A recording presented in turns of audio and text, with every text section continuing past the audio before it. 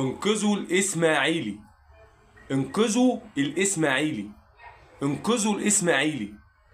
الاسماعيلي قسما بالله بينهار. شوف انا راجل اهلاوي، بس اللي انا بقوله لك ده اقسم بالله الاسماعيلي بينهار، والهبوط لا محاله.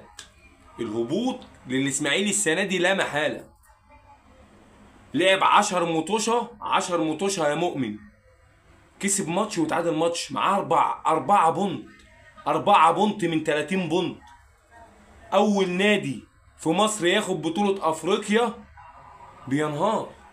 السنه اللي فاتت اتلغى الهبوط بسبب الاسماعيلي، والواحد كان على قلبه زي العسل عشان ده ما ينفعش ينزل.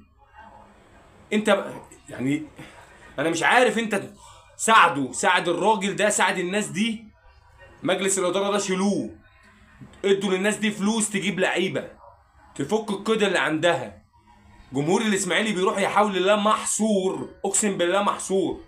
شوف انا بفضل اقول ايه على الزمالك وافضل اقول ايه على الاهلي، بس ده ما ينفعش ينزل. الفرقه دي ما تنفعش تنزل اقسم بالله. الفرقه 100 هانه، الفرقه 100 هانه. مفيش كوره، مفيش اداء، مفيش اي حاجه.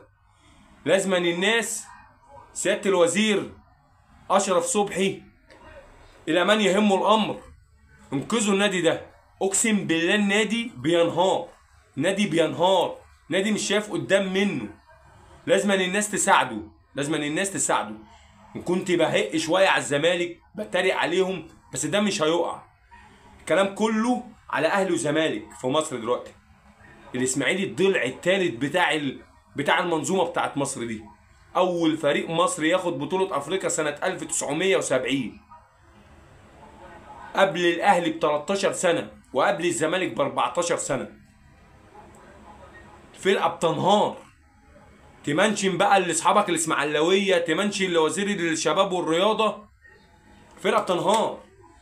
المره دي انت هتلغي هبوط، السنه دي هتلغي هبوط. هنلعب ايه 80 فرقه؟ احنا السنه دي هنلعب 80 فرقه. لو انت لغيت الهبوط احنا هنلعب 80 فرقه.